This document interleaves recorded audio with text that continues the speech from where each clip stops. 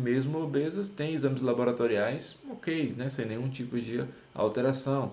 Mas por outro lado, tem pessoas que têm taxas elevadas, né, de glicose no sangue, taxas elevadas de colesterol, de triglicérides, enfim. E tudo isso pode corresponder aí fator de risco para outras patologias, né, com cardiopatias, diabetes mellitus, é, as dislipidemias. E na parte estrutural, a pessoa também pode, na parte musculoesquelética, a pessoa também pode sofrer algum tipo de influência. Tem pessoas que, por conta do sobrepeso, desenvolvem dor nas articulações, né? E até mesmo ficam com complicações de locomoção por conta do sobrepeso. E, no geral, na visão da MTC, como é que a gente vai reconhecer e interpretar a obesidade? Tá? Então, assim, a obesidade a gente vai ter uma noção de que existe um desequilíbrio no elemento terra, tá? Principalmente quando a gente está falando aí do baço pâncreas, né? O meridiano do baço é que vai ter influência sobre a forma do corpo, né? E lembra que o tecido adiposo ele tem uma relação com a estagnação da umidade, tá? Então, o tecido adiposo é uma energia estagnada, uma energia mais densa, que ela está ali como reserva para ser utilizada, né? No caso do paciente com obesidade, essa energia ela nunca é utilizada, ele vai acumulando, acumulando, né? Ficando num peso bem elevado acima da proporção normal do corpo dele, né? Do que a gente chamaria de peso normal, tá? E lembrando mais uma vez que peso normal é uma coisa bem relativa, né? Mas o ideal é que ele tenha um quadro de saúde. Então a gente vai ter essa identificação do tecido adiposo aí com a umidade e a fleuma, né? A fleuma é um tipo de umidade mais densa, tá? Quando a gente usa o termo fleuma, indica uma umidade mais difícil de ser resolvida. E dentro da visão da MTC, a gente vai ver que mesmo tendo quadros semelhantes de desequilíbrios energéticos, né, como, por exemplo, a presença da umidade, né, a deficiência do elemento baço, um acúmulo, né, de tecido adiposo, a gente vai identificar que existem tipos de pessoas obesas diferentes. Então a gente tem o obeso yin e o obeso yang. A gente poderia trazer essas imagens superiores aí onde a gente tem a chamado a gordura androide e a gordura ginoide, né? Ou obesidade androide, obesidade ginoide. O obeso do tipo androide é aquela pessoa que tem uma característica mais yang. Ele tem um acúmulo de gordura mais na região superior do corpo, ok? E a gente vai ter aí muitas vezes esse padrão sendo encontrado em homens, né? Mas isso pode acontecer tanto em homens quanto em mulheres. Mas essa obesidade ela é bem perigosa porque você vai ter uma grande concentração de tecido adiposo na região abdominal. Dessa forma, você tem aí uma maior circunferência abdominal, indicando maior quantidade de tecido gorduroso nas vísceras, tá? Então, o paciente pode ter aí uma esteatose hepática, né? Ele pode ter uma camada de tecido adiposo aí sobre o coração, por exemplo, né? E esse tecido adiposo ele pode causar complicações, né? Desde uma arteriosclerose, né? Até outros tipos de complicações como diabetes mellitus, hipertensão arterial, enfim. E aí o paciente que tem essa característica de ser obeso yang, né? Então, como eu falei, é aquela gordura mais androide, mais na parte superior do corpo. E o obeso yang, ele tem uma característica interessante que é a agitação, né? Enquanto o obeso yin ele é mais acomodado, o obeso yang ele é mais agitado. Ele transpira bastante, né? Ele sente muito calor, porque a energia yang dele está em excesso. O obeso yang é aquela pessoa que come muito, tá? Então, quando a gente tem dois tipos de obesos bem caracterizados como yin e yang, você vai ver que o obeso yin é aquela pessoa que come, apesar de estar bem acima do peso, ela come pouco, né? E ela comendo pouco já engorda, enquanto que o obeso yang ele come bastante, mas ele gasta muita energia, né? Ele tem um aspecto de ser gordo e ser forte, aquela pessoa que você observa que tem massa muscular, né? Junto com o tecido adiposo. Enquanto que o obeso in, ele é menos disposto fisicamente, ele vai comer menos, é aquela pessoa que às vezes fala assim, olha, eu como tão pouco e não consigo emagrecer, como uma bobagem e já ganho peso. O obeso in, ele pode ter esse padrão aí, o ginoide, né, o aspecto de pera, e aí muitas vezes é o que acontece muito com as mulheres, né? Então você tem ali a região dos culotes, né, a região das coxas, a região de glúteos, onde tem bastante acúmulo de tecido adiposo. E falando sobre essas diferenças, né, relacionadas ao gênero, é interessante abordar que, devido ao padrão hormonal, existe uma preferência de acúmulo de tecido adiposo por conta dos hormônios que a mulher apresenta, né? E aí a gente tem a questão dos hormônios femininos e a região das gônadas, né? Está relacionada com o processo de engravidar, né, de gerar o bebê no ventre. Toda essa região de pelve, ela acaba sendo uma região, uma espécie de proteção mesmo, né? E ela tem essa região da pelve aí mais como uma zona de acúmulo de gordura. E região das coxas, região de culotes, né? Enfim. Enquanto que no homem nós temos um acúmulo de hormônios, né, masculinos, como a testosterona, mais na parte muscular. Então, na parte superior do corpo, né, os músculos da parte superior do corpo, ele tem uma quantidade maior de testosterona. Inclusive é por isso que o homem tem mais força no membro superior, né, é, de maneira mais natural, assim, ele já tem mais força em membro superior, né? E aí ele vai ter essa característica de ter um depósito de tecido adiposo mais na parte superior do corpo, né? Claro que o abdômen vai ser em ambas as situações, né? Mas o tecido adiposo do obeso yang é mais na região superior. E aí são várias características, né? A gente pode ter aí o obeso yin que sente mais frio, mais friorento, enquanto o obeso yang ele sente muito calor, transpira bastante, tá? O apetite no yang é maior do que no yin. E essas são algumas características que a gente vai estar visualizando nesse nosso paciente. E energeticamente, como é que nós vamos entender esses desequilíbrios que acontecem no paciente obeso? Então, a gente vai ter aí uma possibilidade de vários fatores estarem acometendo o baço pâncreas, ok? E aí, pensando no pâncreas, né, fica bem fácil a gente entender a função até do próprio metabolismo na visão da medicina moderna, né, na relação da capacidade de metabolizar o açúcar, né, a glicose, e aí glicose e glucagon, né, que são dois agentes importantíssimos nesse equilíbrio, né, do nosso processo de digestão e controle dos índices glicêmicos. Então, o paciente que tem diabetes, então ele já tem um acometimento, né, do pâncreas. Então a gente vai pensando na MTC, não na questão da diabetes, mas na questão do sobrepeso, da obesidade, a gente vai pensar que o meridiano do baço pâncreas, ele vai estar acometido. E a gente vai ter vários fatores que podem estar levando a isso. Então, por exemplo, você pode ter o baço sendo atacado pelo calor do coração, tá? Então, o indivíduo ele tem ali uma ascensão dessa energia yang, tá? Ela pode estar vindo do fígado, inclusive, passando para o coração, e aí ele tem essa energia yang que ataca o baço, e o baço enfraquecido, ele vai ter uma consequência de não conseguir metabolizar bem esses alimentos, acumular mais gordura, né? Gerar mais umidade no corpo ou ser invadido mais pela umidade. Temos também o calor no fígado atacando o baço.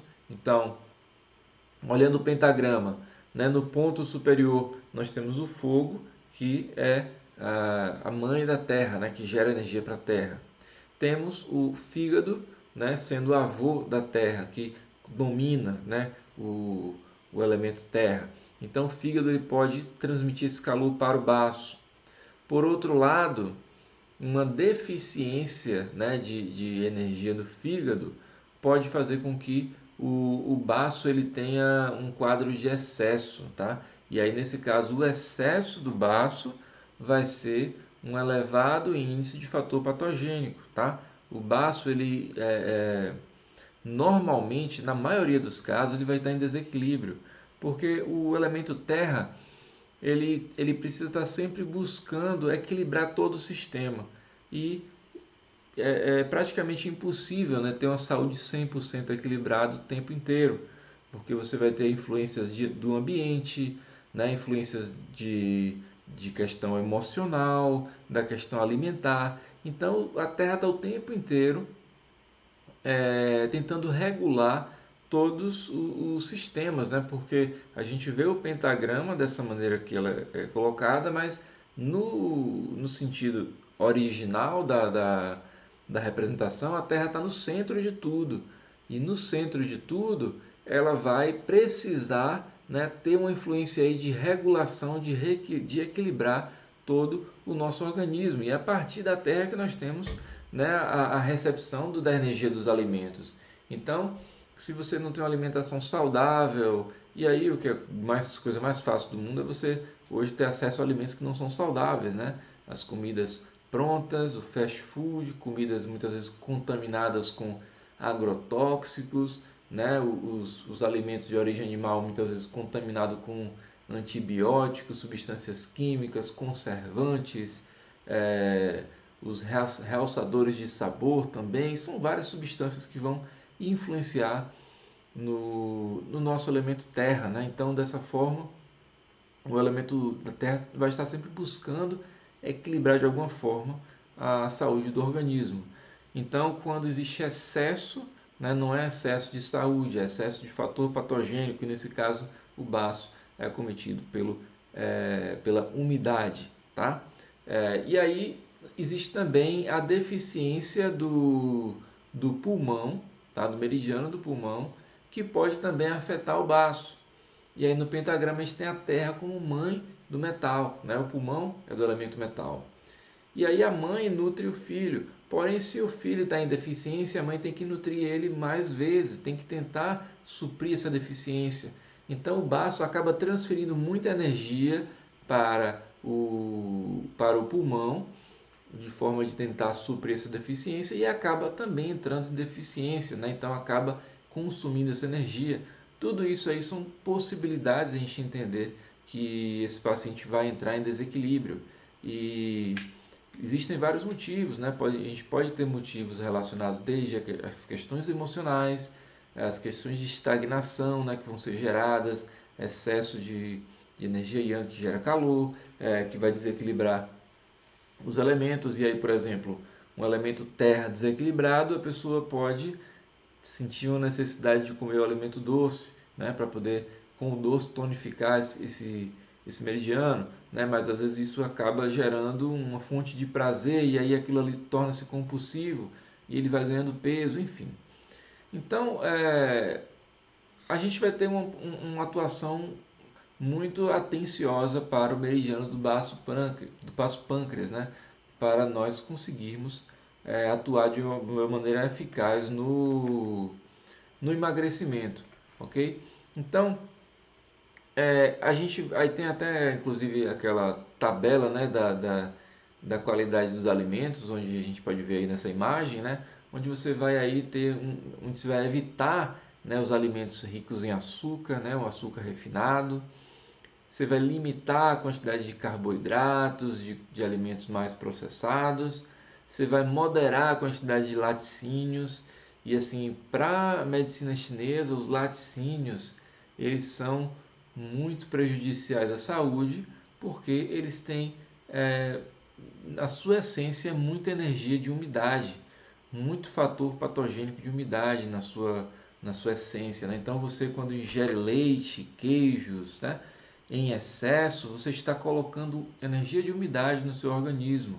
E se o seu baço não está bem, isso pode muitas vezes ter uma consequência na sua saúde. Claro que não digo que é para você não comer, né? Não sou radical a esse ponto, mas eu acho que você tem que ter um cuidado.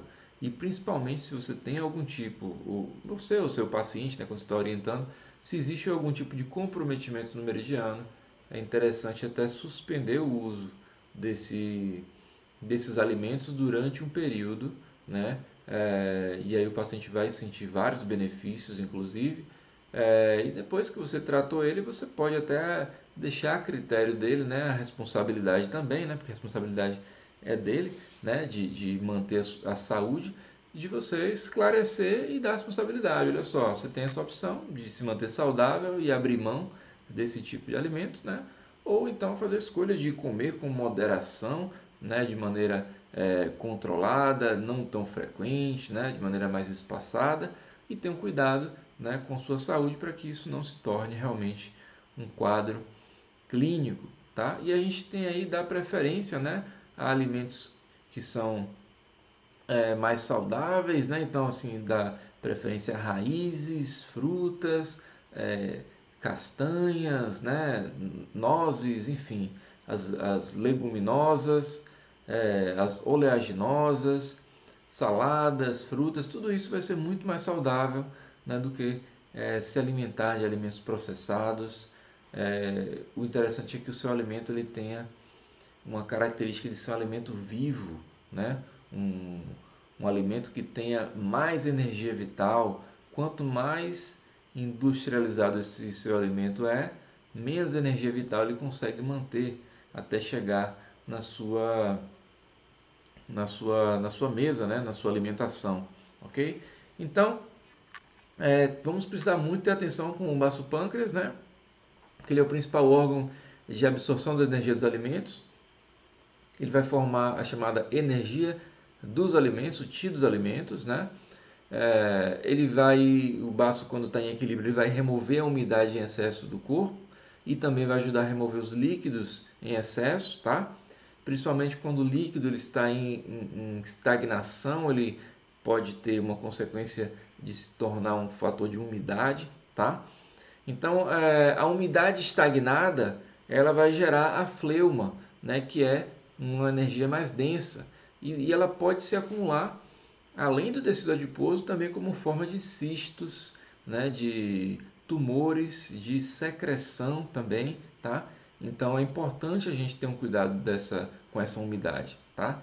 E aí, se o baço está fraco, como eu já falei, né, ele perde sua capacidade de sustentação, de manter a forma do corpo, né, de manter as estruturas nos seus lugares, e dessa forma o paciente vai ter aí os quadros de flacidez, pitose, né, pitose mamária, pitose de glúteo, que é o termo quando existe essa queda, né, da estrutura, e também é possível que o paciente possa ter outras consequências, como os prolapsos, né, o prolapso de útero, prolapso de bexiga, prolapso retal, quando as estruturas elas não estão mais no seu local de origem, elas não estão mais sendo sustentadas, elas caem, né?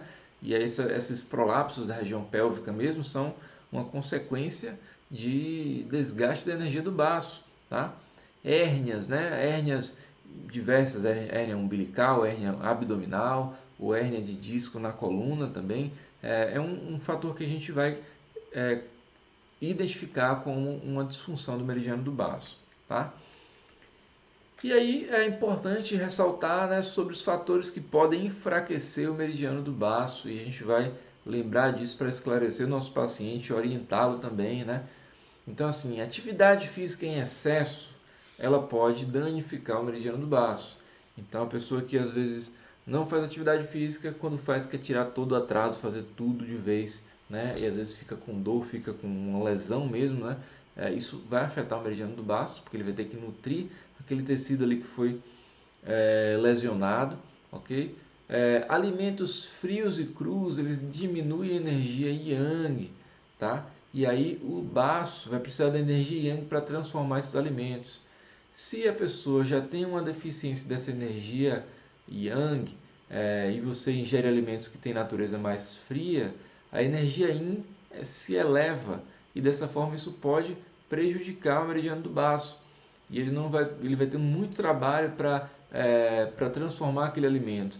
Então, tem pessoas que, se ela tem um perfil de energia muito Yin, não é interessante que ela coma muita salada, né? Então tem pessoas que são obesos do tipo Yang, né? E eles precisam diminuir essa energia Yang. Aí nesse caso é interessante que ele faça uso do alimento da natureza fria, como a salada, os vegetais, né?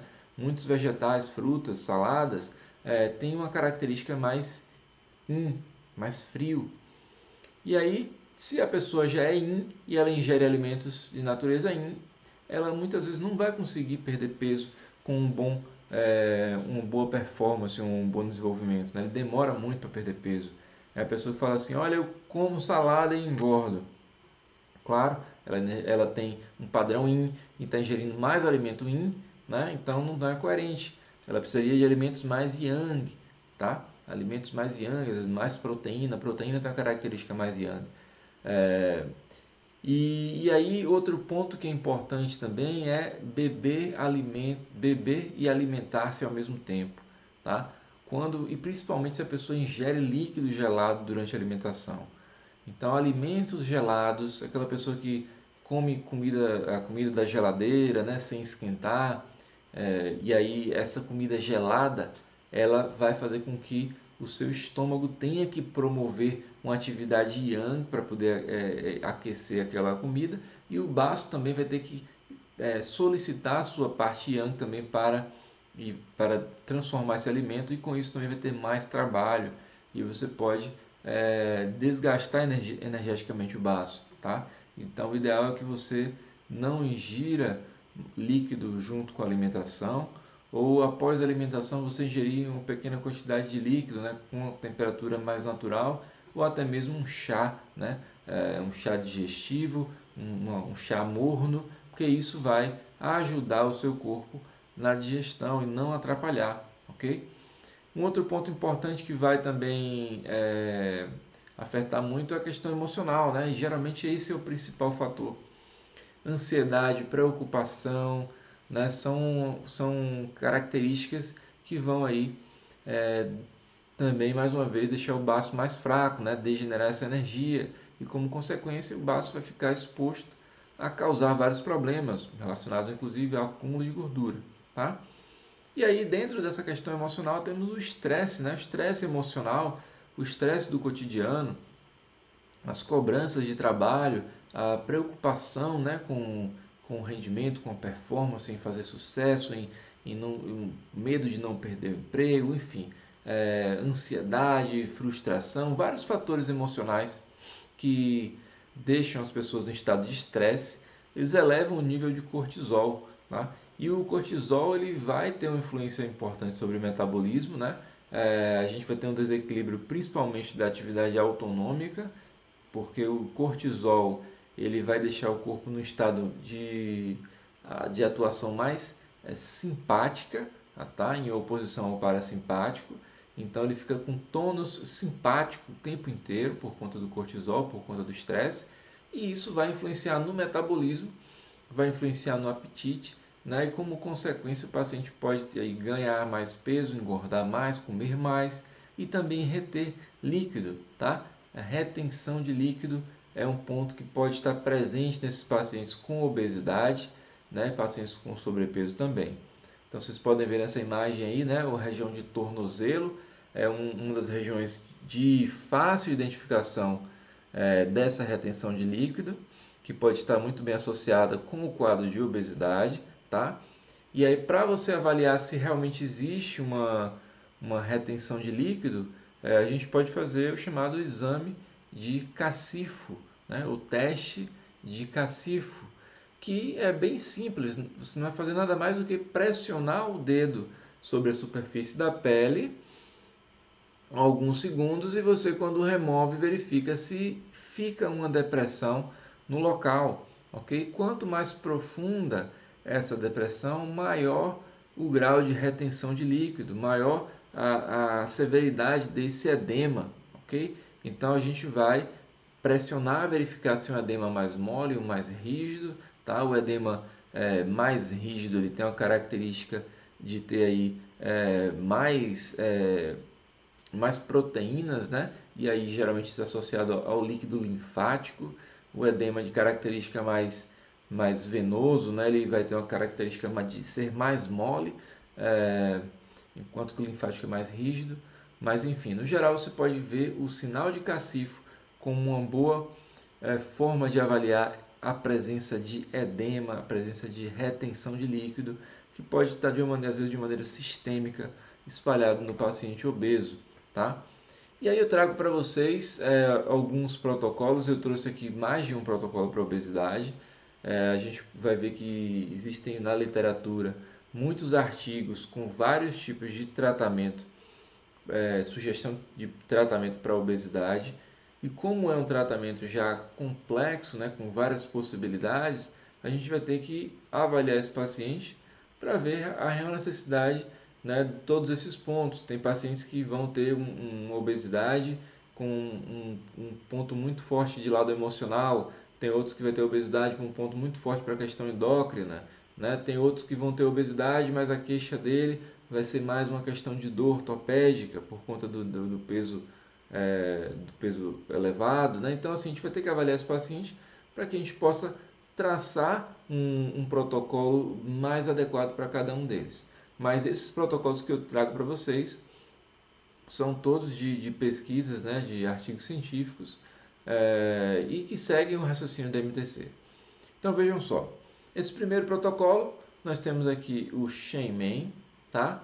O ponto baço, o ponto estômago, e aí a gente poderia ter começado com o triângulo cibernético? Poderia, tá? Porque a gente vai ter uma questão aí de equilíbrio geral a partir do triângulo cibernético, incluindo a atividade simpática, né, do sistema nervoso autônomo, e o rim também como um importante fator na questão de líquidos corpóreos, né? Principalmente quando existe retenção de líquido, tá? Mas em outros protocolos a gente vai explorar mais coisas. Então nesse aqui, ó, Shenmen, o baço, né, para combater a umidade, tonificar esse baço.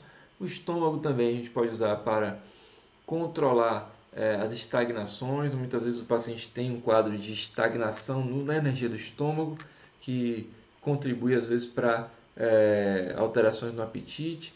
O ponto boca, né, ele além de ajudar na função digestiva como um todo, porque ele vai ajudar no direcionamento da energia dos alimentos, né? A gente pode também usar ele para inibição de apetite, ok?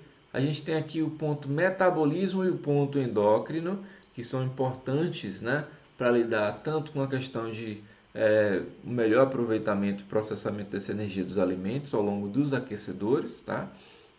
O Sanjiao é o ponto do triplo aquecedor e também chamado de ponto do metabolismo, tá? O ponto endócrino, justamente também para ajudar no equilíbrio hormonal, né, do nosso paciente. O ponto ansiedade, justamente por conta da questão emocional também. E esses três pontos aqui que são importantíssimos para o emagrecimento. Nós temos o ponto sede, o ponto fome e o ponto vício, ok? Esses três pontos vão ajudar esse paciente, né? Porque o ponto fome a gente vai usar para inibição do apetite, o ponto vícios a gente vai usar para as questões de compulsão alimentar, o desejo, né, muito forte de comer, principalmente de ingerir doce, e o ponto sede ele vai ser importante também para a questão de regular os líquidos corpóreos e de harmonizar essa questão de ingestão hídrica do paciente. Ok? Então esse é um belo protocolo para a gente utilizar.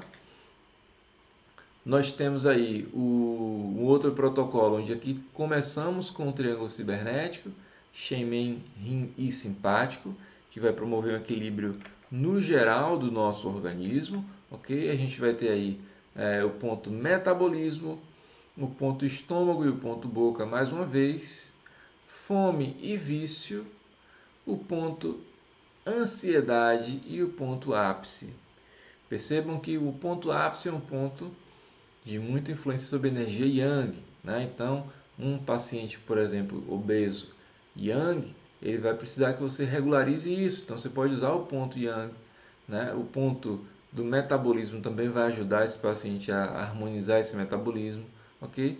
E muitas vezes a gente vai ter essa estratégia, como a gente está fazendo aqui nesses protocolos, de inibir o apetite do paciente, tá? E usar o ponto fome e o ponto vício vai ajudar nessa inibição do apetite desse indivíduo. Temos mais um outro protocolo, onde nós temos aqui Shenmen, estômago, boca, intestino delgado, que também é um meridiano importante na questão de assimilação de energia dos alimentos, tá? Então, logo depois do estômago, esse alimento ele vai ser absorvido no intestino delgado. Então, a gente vai ter aí uma influência dessa víscera, né? Também na questão de absorção de energia. O ponto endócrino, mais uma vez, e o ponto agora, um outro que a gente não tinha trazido, é o ponto hipófise, tá? O ponto hipófise ele tem uma função também sobre o nosso organismo nos aspectos endócrinos, porque a hipófise ela vai controlar como cascata vários hormônios do nosso organismo. Então, endócrino com hipófise também vai ajudar bastante esse paciente, tá? Esse é um protocolo mais simples. Poderíamos ter mais pontos aqui? Claro que sim, mas como eu estou falando para vocês, essa é uma combinação, é uma sugestão onde você pode estar experimentando com o seu paciente, né? E também lembrar de incluir aquilo que ele precisa para que você tenha para que você tenha um equilíbrio adequado desse tratamento energético do paciente, tá? E aí o paciente que tem muita retenção de líquido, eu trouxe alguns pontos para vocês aqui para estimular os líquidos corpóreos, né, esse metabolismo dos líquidos. Então eu trago aqui o ponto pulmão, tá? O ponto rim, o ponto bexiga, o ponto baço e o triplo aquecedor. Todos esses pontos vão ser muito importantes no controle dos líquidos corpóreos. Então você pode estar usando eles, né, junto com o seu tratamento quando o seu paciente tem um quadro de retenção de líquido. E aí você pode pensar, mas eu vou usar aquele protocolo grande de obesidade junto com esse? Não, você pode usar esses pontos, alguns desses pontos, não necessariamente todos, tá? Porque esses pontos vão ajudar no metabolismo dos líquidos corpóreos, mas não precisa usar todos, tá? Inclusive, quando a gente estava nos protocolos anteriores, muitos desses pontos foram utilizados, tá? Então, tonificar o baço é importante, né? Tonificar o pulmão, tonificar o rim, a bexiga, tá? O triplo aquecedor você pode harmonizar para que, de maneira geral, ele faça bem o seu papel. E você pode estar usando um ou dois pontos desses junto com os outros protocolos, ok?